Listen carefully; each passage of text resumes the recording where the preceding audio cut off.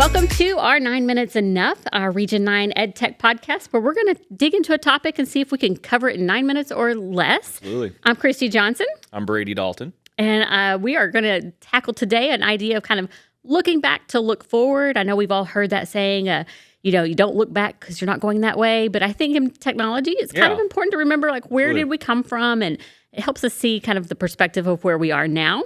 So tell me a little bit about what did ed tech kind of consist of when you were in the classroom?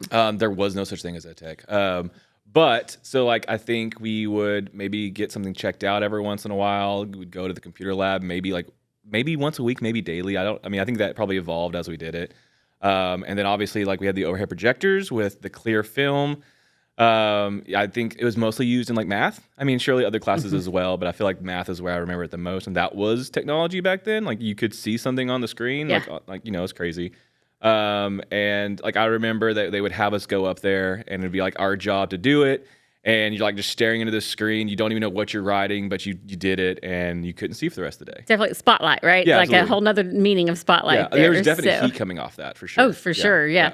And I say I'm about a decade behind you, so I remember that, of course, as well. But technology was pretty limited. Yeah, it started absolutely. off with maybe a couple of computers, like at the back of the classroom, where you might go do a particular program or something like that, and then it did one thing. Kind of migrate. One thing, Yeah. and it was usually a floppy disk or a hard Absolutely. disk, of, a little 3.5 by 3.5. So Yep. very limited in what it could do. Yeah. And then, of course, we migrated to going to computer labs. Yeah. And then eventually we got to a point where carts were the thing, where you could check out a cart for a classroom. So the research became a possibility towards my later years for me. So Yeah, I mean, I still remember, like, in high school, we would just go to the library computer lab.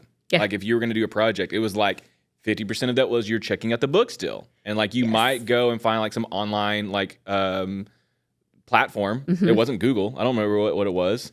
databases, I guess. Yeah, something. Yeah, it was like probably some program. It wasn't something online that you would go to find other No, information as because well. that wasn't a thing then. Yeah. So at least not for me. Yeah. So I mean, we did word processing. Like, I remember we Sure. would write our documents there, but there was no research being done on the internet. For my sure. word processing was actually taught on a typewriter. Right. It was. Yeah. I mean, that was our Yeah. first semester was typewriter. Our second semester was actually keyboarding. So No, the only typewriter I Way played in with was at my there. grandma's house. So. okay, well, that might age me just Yeah, a bit. yeah. So let's think about kind of the games that, because we said that a lot of times those computers at the back had one Yeah, thing. What were yeah. some of those games that you remember I playing? think everyone, the first time you said games, they were thinking Oregon Trail. Oh, absolutely. I mean, absolutely. It's making a comeback. Oh yeah, like, I think there's apps and stuff you can play. Yes. It's a blast. I mean, I don't remember like what was the educational value in Oregon Trail, but we played it a lot. We did play it a lot, and I'm not entirely sure. Just so learning how to use a computer, maybe. Like, did you ever play Where in the World is Carmen Sandiego? Oh, absolutely. Now, educational Absolutely. value, I can see on that Sure. one because you're Yeah, building yeah. that world Yeah, knowledge. social studies, so, absolutely. yeah, no. And then the one that just popped in my head this morning was Number Munchers. I remember it. Like, I went back and watched a video of it, and like, it didn't hold up to what I remember it being. Like, I remember being this fast-paced, exciting game. And there's like this little monster would chase you around, but you were learning your math facts, and so it was definitely an educational value. I remember that time. one too, very much so. And of Yeah. course, it's a big shift from what our kids play now to what we played then. Yeah, So, I mean, there's so much more interaction. I mean, we were talking about like what all you can do. It's not just on a computer now. Yeah. Like apps and well, VR, AR, and the tracking of it. I mean, teachers can now actually track progress. We played just to play, Yeah, which there was there's no proof. value in that. Yeah. That's review and practice and all those good things. But now we have so much more added into those pieces. So I think that's kind of crazy. But Yeah, they weren't going to Number Munchers saying our kid got 18 out of 30 correct. Yeah. It was just they spent 10 minutes playing Number Yes, Munchers. yeah, for sure. Like I say, it was just formative assessment now versus then it was just that rote practice. Right, So absolutely. I agree. I think let's think about our kind of modern classrooms. You mentioned, we've got things like VR, AR. I mean, those are real things that we can put in front of our kids now that we definitely didn't have then. If we did an experiment, say in science, it was hands-on. Right. It was a Yeah. demonstration, and Absolutely. that's of course limited by what your school could afford and what your teacher could get a hold of and those kinds of things. And now our kids can have those experiences completely digitally. Yeah, and it's no longer where it's like maybe this one kid gets to do it. Yeah. Like, hey, we're going to do this one experiment. I need, the kid who always raises their hand needs to come up and do it, right? Right. Now, every kid has access to be able to do this whole thing together. So we're definitely giving more access to all our children. Yeah, well, and the access that they have is so much bigger than what you could do. I mean, you can't bring in dissecting sharks, or something like that, but you can digitally. So I think that's pretty cool. some of the VR that they allow kids to see and give them that background knowledge that they need so much that I think is important. And I think we'd be remiss if we didn't talk a little bit about where AI is kind of coming in. Yeah. I was thinking this morning about the whole word processing that we were used to doing in Microsoft Word. We had the original little AI guy, the little clippy in the corner that would ask you questions. Everyone's favorite guy.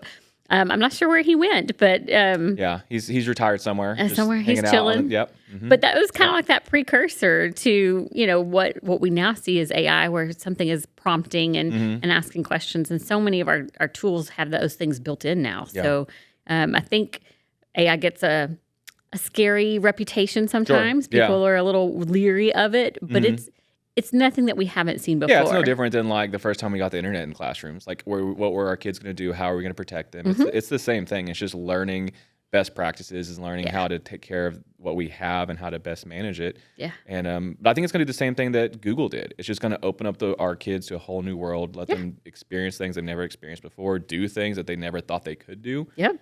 And then education's just gonna have to figure out how to make it work. To catch up, right? Yeah, absolutely. So, and I think that's the biggest thing is like we just can't be scared of what we've got in front of us. I know with like say Google was like that was a huge thing when the internet became accessible by all, and it became a home thing that you could actually have access to at home and school.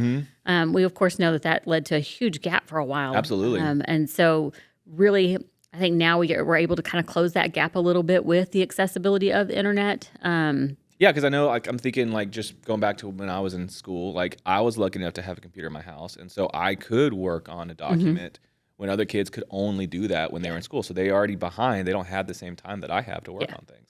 Or for research, they didn't have the same amount of ability to find information that I did. Yeah, I agree. I think this is one of those situations where we're seeing improvements in accessibility. And every kid has the Chromebook. Everyone gets to take it home. I mean, so that's really helpful for sure. It's interesting to think about even that part of technology, because there was such a push for one-to-one, especially we know with COVID, that was a huge piece.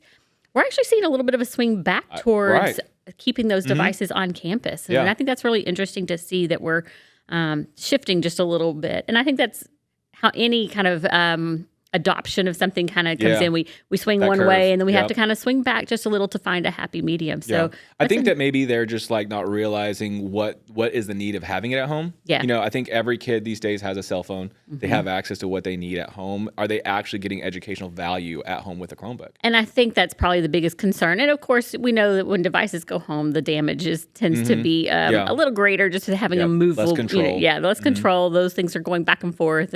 And those kinds of things. So maybe they're seeing just that the cost savings of keeping them there and keeping them safe is I mean, they'll last that. longer too. Yeah, for sure. Yeah, and that's important. Absolutely. So, all right. Well, the last little topic I want to cover is that classroom communication piece and how technology has changed that. I don't know about you, but classroom communication was very rare when I was growing up.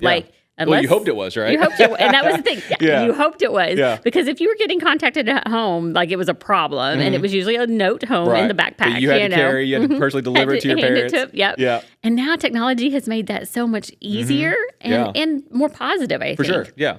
Well, I mean, it's easier to send out positive things when you can do it in a 10-second blip as opposed to writing out, 30 different letters. A lot of districts I've worked for, they want that positive information going out, weekly, daily, whatever.